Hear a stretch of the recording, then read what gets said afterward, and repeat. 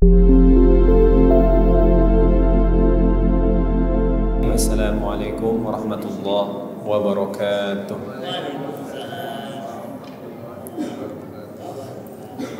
Alhamdulillahi bi ni'matihi tatimmu shalihat wa asyhadu an la ilaha illallah rabbul ardi was samawati wa asyhadu anna sayyidana wa nabiyyana Muhammadan abduhu wa rasuluh alladzi ballagha 'anillahi risalat amma ba'du.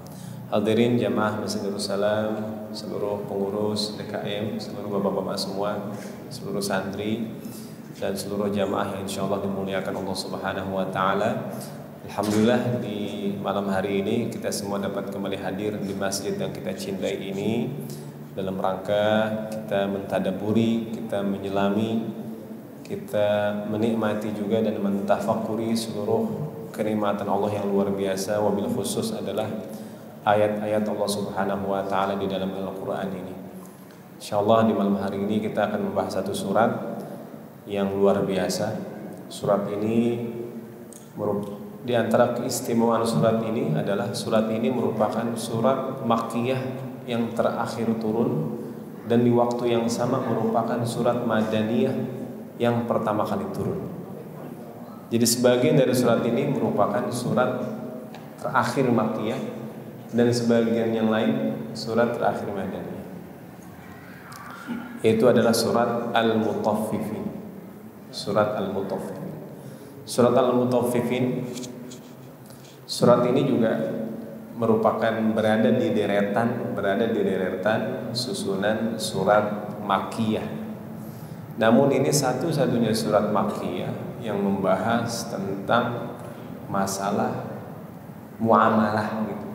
Satu-satunya surat Makkiyah yang membahas tentang muamalah. Umumnya surat Makkiyah membahas tentang akidah, akhlak, kemudian juga hari akhir dan umat-umat terdahulu. Namun surat ini memiliki keistimewaan yang tersendiri. Surat ini merupakan surat yang ke-83. Jumlah ayat ada 36 seluruhnya dan diturunkan ke-86. Surat 83 namun urutan turunnya yang ke-86. Memiliki beberapa nama, Mutaffifin atau surat At-Tatfif atau sebagaimana ayat pertama Wailul lil Mutaffifin. Surat ini memiliki asbabun nuzul. Disebutkan dari Ibnu Abbas radhiyallahu anhu, ketika Nabi Muhammad SAW tiba di Madinah, masyarakat di kota itu terkenal sebagai orang-orang yang paling buruk dalam hal takaran dan timbangan. Maka mereka selalu berbuat curang. Allah lalu menurunkan firman-Nya Wailul lil Mutaffifin. Seiring turunnya ayat ini mereka pun mulai menakar dan menimbang dengan baik. Subhanallah.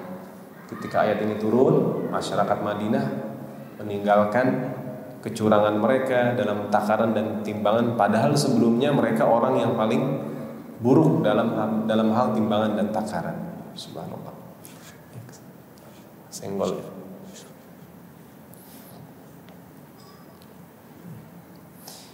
Jadi ada beberapa pendapat ulama tentang kedudukan surat ini Makkiyah atau Madaniyah. Sebagian ada mengatakan surat ini keseluruhannya adalah Makkiyah. Ada juga yang mengatakan surat ini keseluruhannya adalah Madaniyah. Ada yang mengatakan surat ini, Ibnu Abbas mengatakan surat ini Madaniyah kecuali 8 ayat terakhir, ayat 29 sampai ayat 36. Nah itu kata Ibnu Abbas 8 ayat terakhir Makkiyah. Adapun keseluruhannya adalah Madaniyah. Ada yang mengatakan surat ini turun di antara Makkah dan Madinah. Maka ia Makkiyah karena sudah. Ada yang mengatakan ini Makkiyah karena turun sebelum hijrah, sebelum Nabi hijrah. Wallahu a'lam. Ini pendapat dari seluruh ulama-ulama terdahulu ya. Kemudian munasabat itu kaitan antara surat Al-Mutaffifin dengan surat Al-Insyiqaq yang kemarin kita bahas dan surat sebelumnya, surat Al-Infitar. Jadi surat Al-Infitar membahas tentang hari akhir, tentang langit, kehancuran langit. Al-Insyiqaq juga membahas kehancuran langit, hari kiamat. Dan di tengah-tengahnya itu tentang surat Al-Mutaffifin. Ini banyak tentu yang dibahas Seperti Al-Insyiqaq, kemarin kita bahas tentang langit terbelah, surat Al-Infitar, langit pecah gitu. Kemudian jika kita simpulkan seluruhnya ini, jadi di surat Al-Infitar ini Allah Subhanahu wa taala mengatakan, bertanya kepada manusia, apa sebenarnya yang menyebabkan manusia ini tertipu terhadap seluruh kenikmatan yang Allah berikan. Ya ayyuhal insanu ma gharraka bi rabbikal karim alladzi khalaqaka fasawwaka fa'adalak fi ayyi suratin ma syaa rakabak kalla bal tukadzib. Wahai manusia, apa yang menyebabkan kalian tertipu terhadap Allah yang telah menciptakan kalian, menyempurnakan kalian, menyusun kalian dalam bentuk yang sebaik-baiknya, malah justru kalian mendustakan hari akhir. Kemudian Allah katakan, sesungguhnya wahai manusia, kalian itu ada malaikat-malaikat yang menjaga dan mencatat amalan-amalan kalian. Di surat Al-Infitar. Maka di surat Al-Infitar Allah sebutkan amalan manusia dicatat di surat Al-Infitar. Di surat Al-Mutaffifin nanti ada ayat seperti kalla inna kitabal fujjari lafi sijjin. Sesungguhnya amalan orang-orang fujar itu berada, amalan orang-orang yang buruk berada di sijjin. Sijjin nanti kita bahas. Dan amalan orang-orang yang baik, yang berbakti kepada Allah dan Rasulnya, itu berada di illiyin. Maka di surat Al-Mutaffifin ini adalah di mana amalan itu disimpan.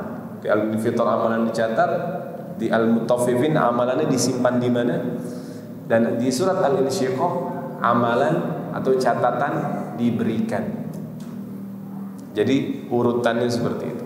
Amalan dicatat, amalan disimpan, dan catatan amalan tersebut diberikan di surat Al-Insyiqaq.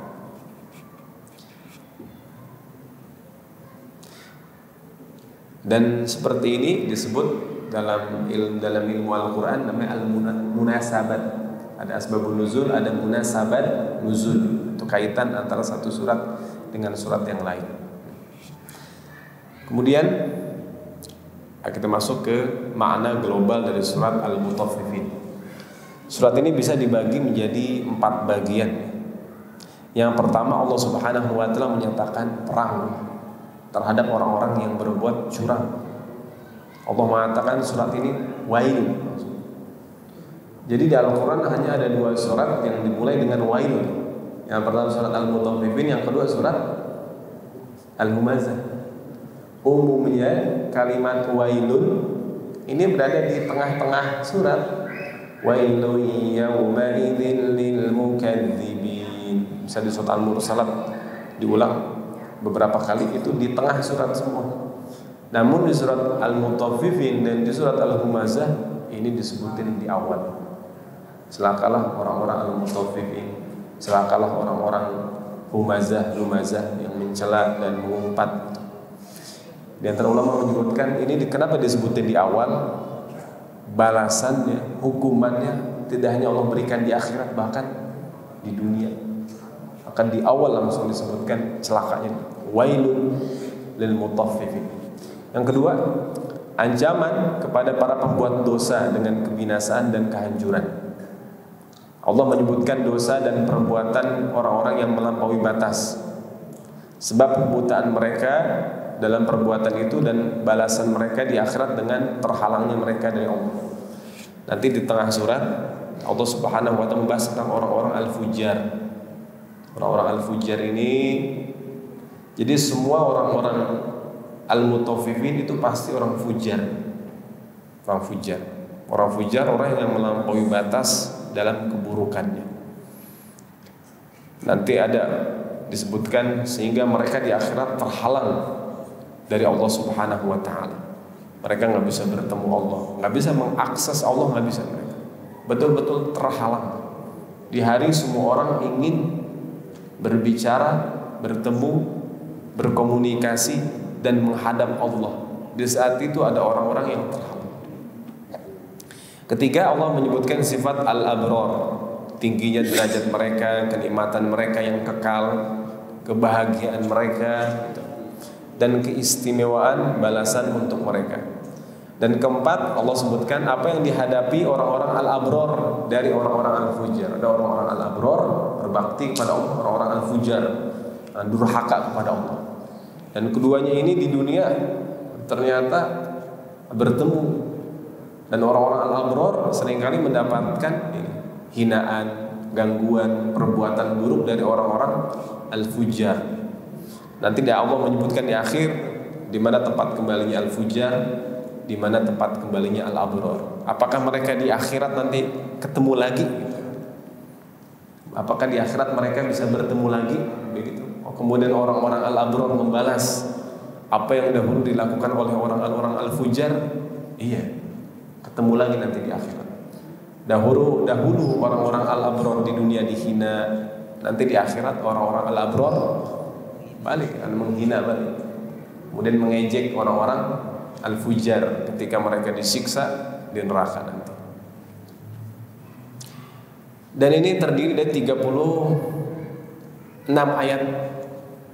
Dan al-abrar itu Allah sebutkan di tengah-tengah surat gitu. Di ayat 18, 19, 20. Allah menyebutkan al-abrar di situ di tengah-tengah surat. Surat diawali dengan al-mutaffifin, al-fujar, kemudian di tengah-tengah surat al-abrar, kemudian disebutkan lagi apa yang dihadapi orang-orang al-abrar dari orang-orang al-fujar di dunia dan di akhirat.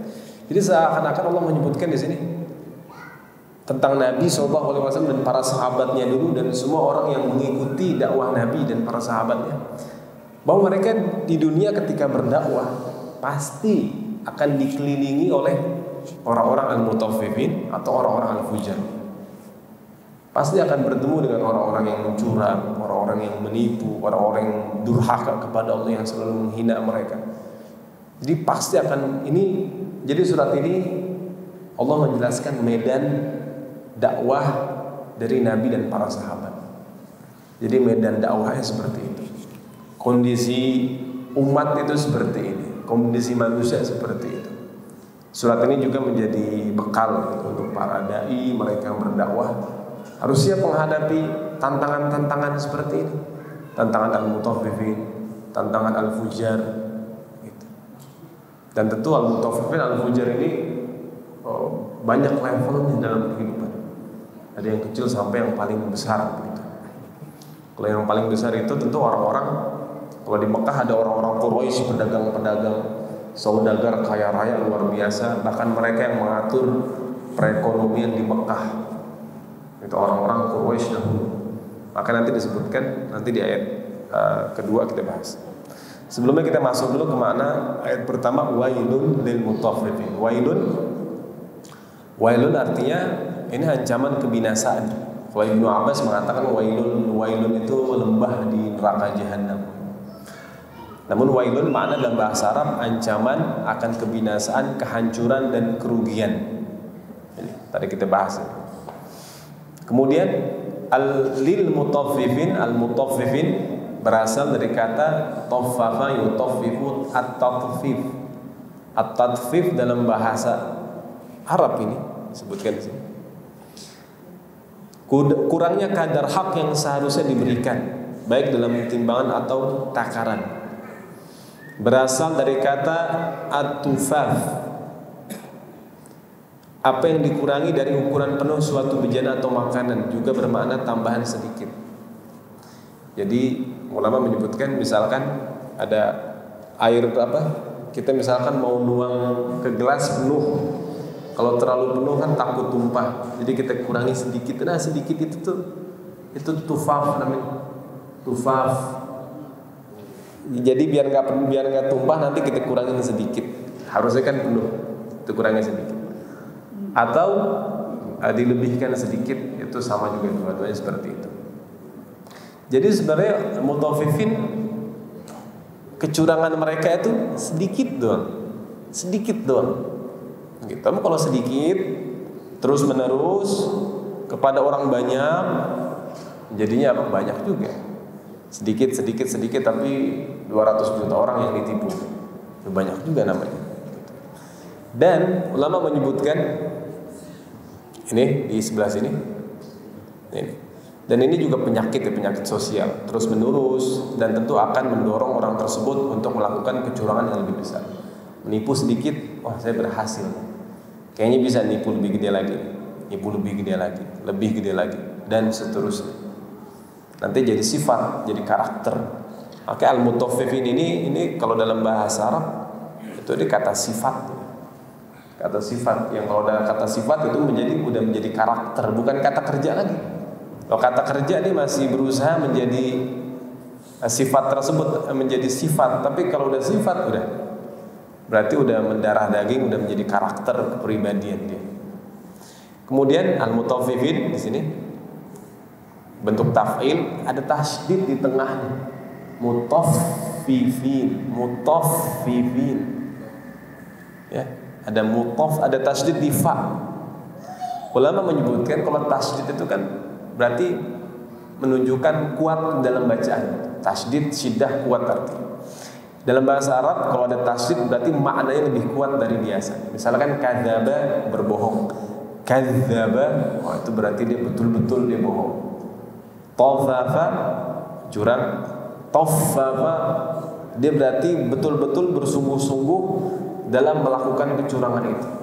Kenapa dia bersungguh-sungguh? Hati-hati, teliti dalam curang. Pertama, biar orang yang dicurangi nggak sadar. Biar orang yang dicurangi nggak sadar.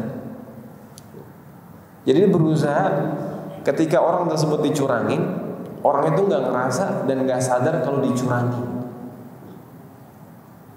Orang tersebut merasa haknya diberikan sepenuhnya, padahal sebenarnya orang tersebut dicurangin sama dia. Wailul lil mutaffifin. Itu jadi sedikit aja tanpa orang itu sadarin itu udah celaka. Apalagi banyak sampai orang semua tahu. Itu lebih besar lagi dosa. Jadi wailul lil mutaffifin. Jadi sedikit itu celaka, apalagi banyak. Kemudian al-mutaffifin ini sebenarnya Allah mendefinisikan sendiri tentang al-mutaffifin ini di ayat kedua dan 3. Al-mutaffifin adalah alladzina idza iktalu 'alan nasi yastawfun. Orang-orang yang apabila menerima takaran dari orang lain mereka minta dipenuhi. Ketika mereka minta takaran dari orang lain mereka minta dipenuhi. Di sini ada kalimat yastawfun yang pertama. Kata yastawfun bermakna mereka mengambil hak mereka dengan sempurna dan lebih. Minta disempurnakan, kalau bisa lebih. Yastawfun. Kemudian yang kedua kalimat ala. Ala ini berarti di atas. Ala itu di atas. Ala nas, di atas manusia. Jadi ketika mereka membeli barang, mereka menekan orang tersebut biar mereka dipenuhi haknya, disempurnakan hak, kalau bisa dapat lebih. Namun maknanya tidak hanya ketika membeli aja, namun juga ini ternyata memiliki makna yang luas. Ala itu menunjukkan penguasaan dan pengendalian, yang berarti mereka memiliki kuasa dan pengendalian nilai pasar. Karena makna ayat ini merujuk pada penguasa perdagangan di Quraisy. Jadi orang-orang Quraisy mereka menguasai perdagangan di Mekah, bahkan di pasar-pasar sekitar seperti pasar Ukaz. Ketika datang musim haji mereka ngendaliin harga, semua mereka ngatur semua. Mereka mau mendapatkan keuntungan sebesar-besarnya gitu kan. Di saat itu mereka berusaha mendapatkan hak keuntungan sebesar-besarnya, dan banyak orang-orang yang merugi ketika itu disebabkan perbuatan mereka ini.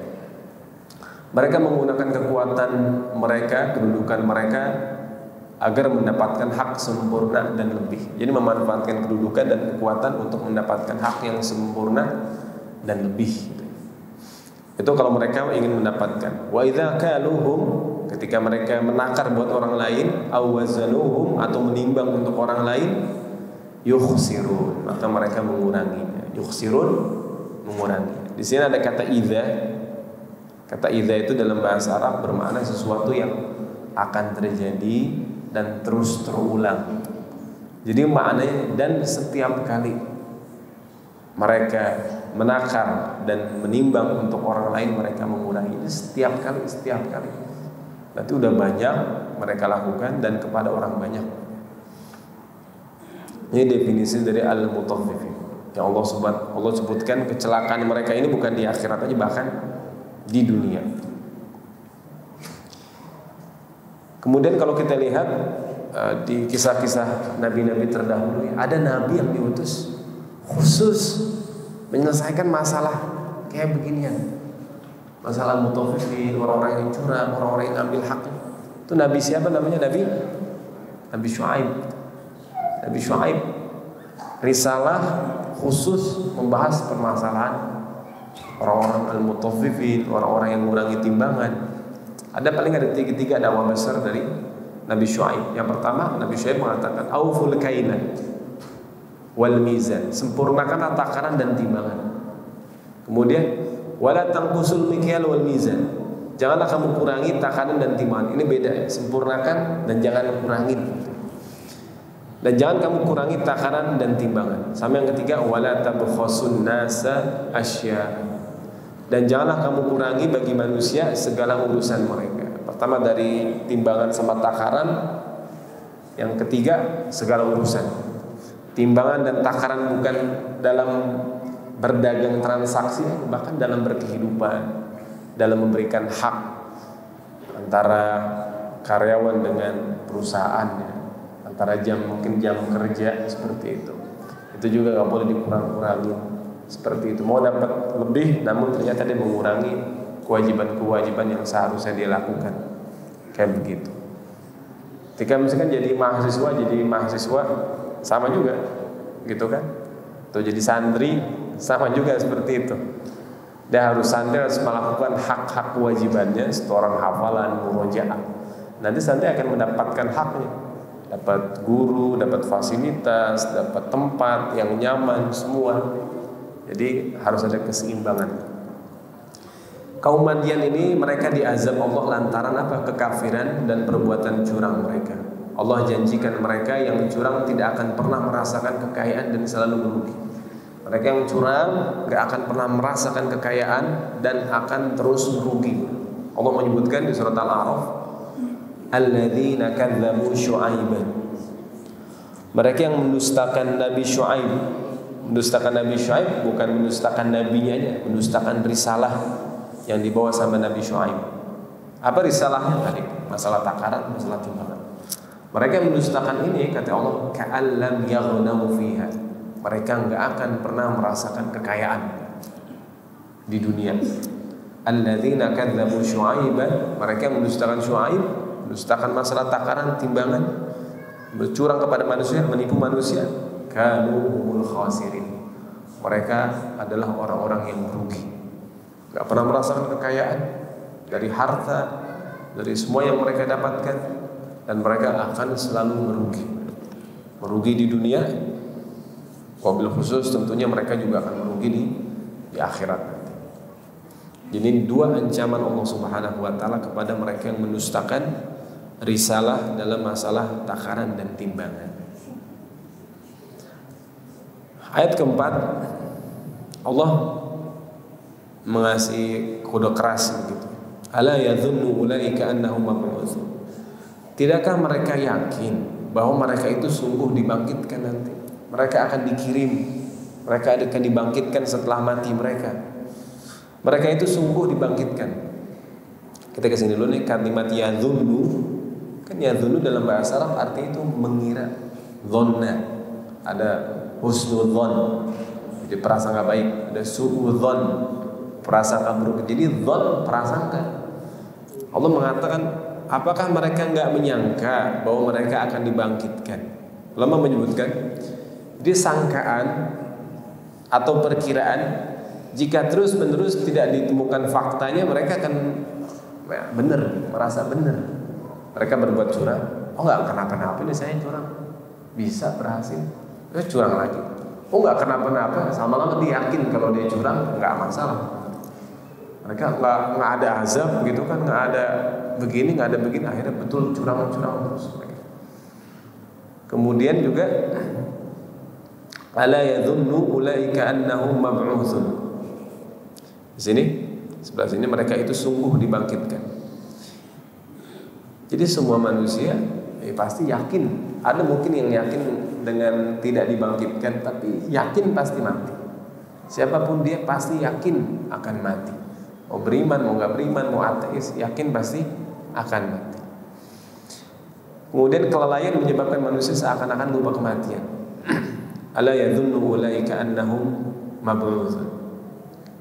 Keyakinan bahwa suatu waktu curang pasti memiliki keyakinan suatu waktu kecurangan mereka itu pasti akan terbongkar, pasti akan dibuka, dan mereka harus mempertanggungjawabkan itu semua. Allah mengatakan ala yadhunnu ulaika annahum mab'utsun. Bahkan dhanna di sini juga ulama menyebutkan, jadi cukup berpikir dan mengira kalau orang akan dibangkitkan nanti itu udah bisa menahan mereka dari perbuatan buruk. Cukup mengira aja.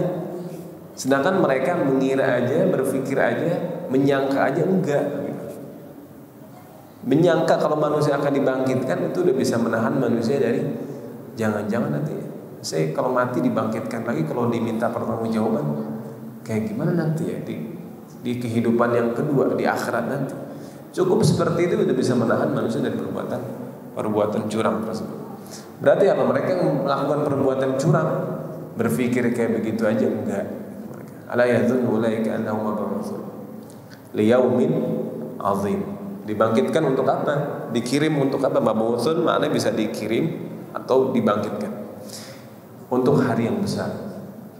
Liyaumin 'azim. Azim itu besar, menyeluruh, namanya azim. Kalau kabir itu besar, tapi kalau azim besar, menyeluruh. Azim bermakna besar, agung, dan menyeluruh. Menyeluruh yaitu mencangkup segala sesuatu, semua urusan yang kecil yang besar itu diselesaikan di hari tersebut. Manusia dari zaman Nabi Adam sampai yang hari kiamat, orang-orang al-awwalin, orang-orang al-akhirin, itu semua dibangkitkan. Qul innal awwalina wal akhirin lamajmu'una ila miqati yaumin ma'lum. Katakanlah orang-orang al-awwalin dan orang-orang al-akhirin akan kami kumpulkan di satu miqat, di hari yang telah kami tentukan. Allah Subhanahu wa taala. Jadi bisa-bisanya manusia lalai akan hari yang sangat besar dan agung ini. Bisa-bisanya mereka lalai, enggak mempersiapkan diri buat hari yang besar tersebut, kata Allah Subhanahu wa taala. Hari yang betapa panjang dan lamanya hari tersebut. Yaumin 'azim. Kalau hari pernikahan orang menyiapkan semua. Hari mau berangkat perjalanan jauh semua disiapkan, tapi ini yaumin 'azim. Hari yang begitu besar, kata Allah Subhanahu wa taala. Kemudian di hari tersebut, apalagi di hari itu, yauma yaqumun nasu li rabbil alamin. Hari nanti manusia semuanya akan berhadapan kepada Allah. Allah menyebutkan namanya di sini li rabbil alamin. Kepada Allah Rabb al-alamin. Rabb itu bermakna Allah yang menciptakan manusia, mengatur manusia, merawat manusia, menjaga manusia, memelihara manusia. Dan mereka yang zalim terhadap manusia akan berhadapan kepada pemilik manusia itu. Mereka yang curang kepada manusia akan berhadapan kepada yang menciptakan manusia itu. Yauma yaqumun nasu li rabbil alamin. Rabbil alamin maknanya Rabb seluruh alam. Seluruh alam gimana? Jadi bukan alam manusia, alam jin, alam binatang, alam ini bukan bersifat vertikalnya, horizontal juga. Alam saat ini, alam kemarin, alam dahulu, alam yang akan datang, alam akhirat, alam surga, alam neraka. Itu alam semua. Allah pemilik alam semua itu. Yang saat ini terjadi, yang telah terjadi, yang belum terjadi, itu ada alamnya juga. Siapa yang memiliki alam itu? Allah Subhanahu wa taala. Rabbul alamin. Alamin juga bermakna seluruh manusia, itu namanya alamin. Allah lah Rabb seluruh manusia.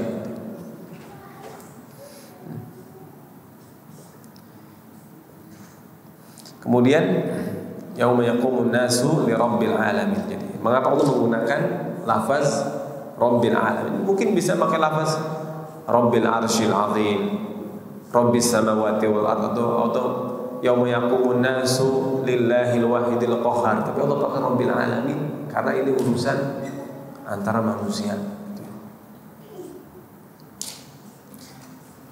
Ayat ke-7 kalla. Jadi setelah ayat 6 ini satu pembahasan, masuk pembahasan kedua. Biasanya antara satu pembahasan dengan pembahasan lain itu dipisah dengan kalla. Jadi kalla ini fungsinya untuk memisah antara satu pembahasan dengan pembahasan yang lain. Pakai kalla. Yang artinya janganlah berbuat demikian, janganlah seperti itu. Kalla. Jadi kita tahu tadi 6 ayat pertama satu pembahasan, sekarang kita masuk ke pembahasan yang berbeda, namun dia ada kaitan. Kalla inna kitabal fujjari lafi sijjin. Janganlah berbuat demikian, sesungguhnya kitab orang-orang fujar adalah dalam sijjin. Al-fujar ini nih, al-fujar. Kitab orang-orang fujar. Kitab itu bermakna data, informasi, keterangan, rekaman, video, semua konten kehidupan kita itu namanya kitab. Semua konten kehidupan kita namanya kitab. Kalau dalam misalkan ada Al-Quran, ada Al-Kitab. Kalau disebut Al-Kitab berarti konten dari Al-Quran itu. Seluruh isi Al-Quran itu namanya kitab. Dzalikal kitabu la raiba fih. Kitab ini seluruh isi dalam Al-Quran, nggak ada keraguan di dalamnya. Kemudian ini.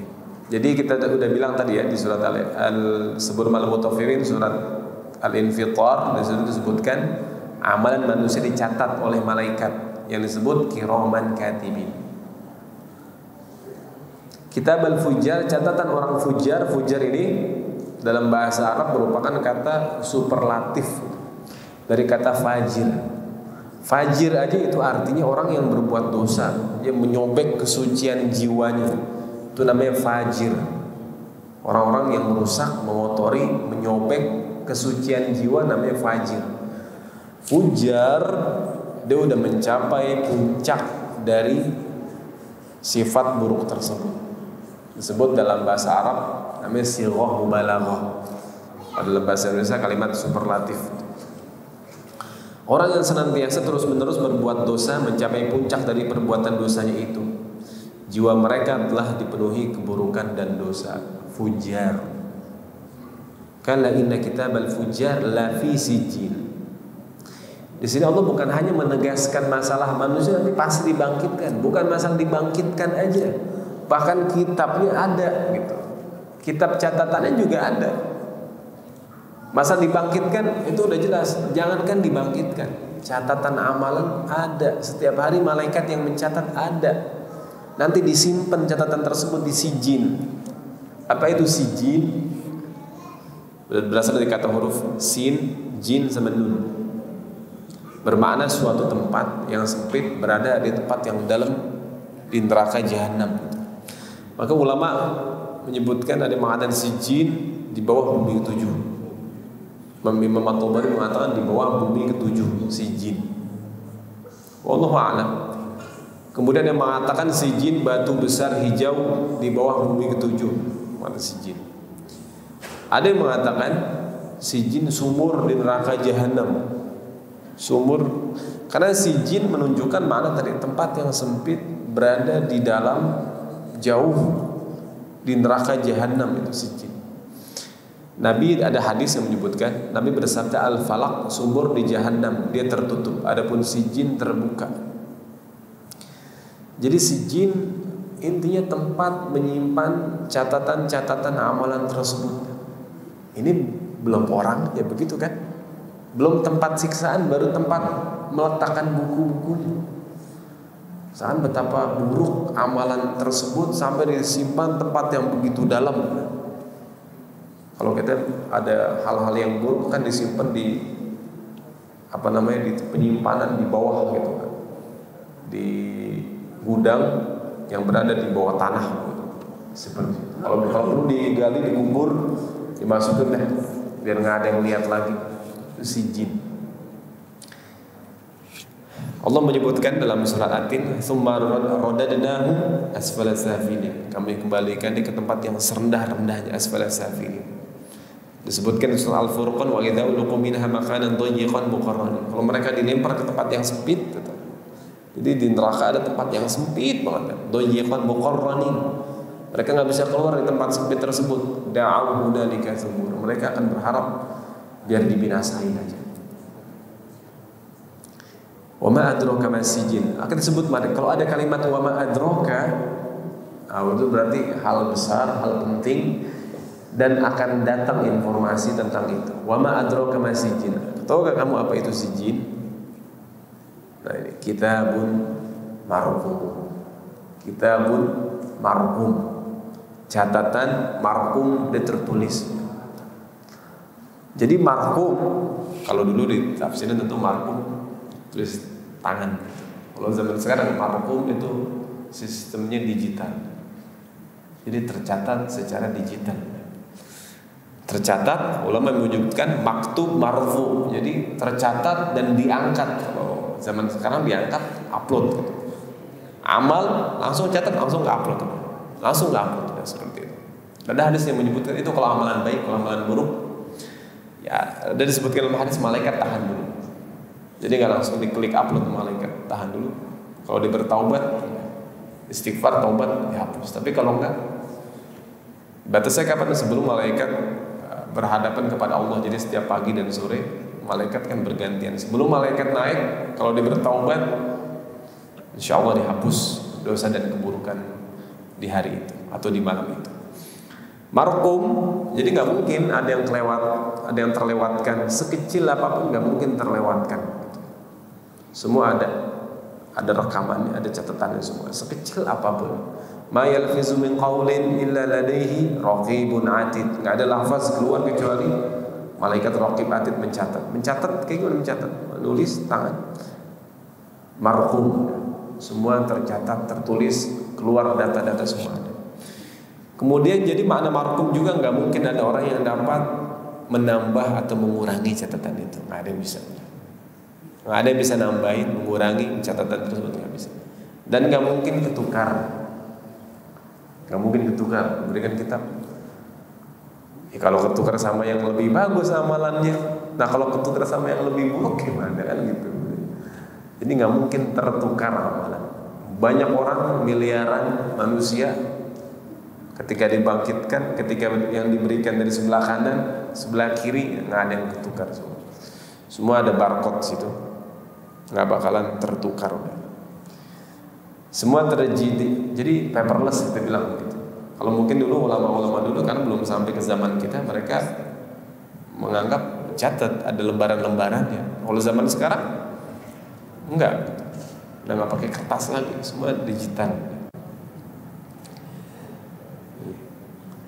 Jadi kitabun marqum gitu. Kemudian wailu yauma idzin lil mukadzibin, celakalah pada hari itu orang-orang yang mendustakan. Dari Al-Mutawaffil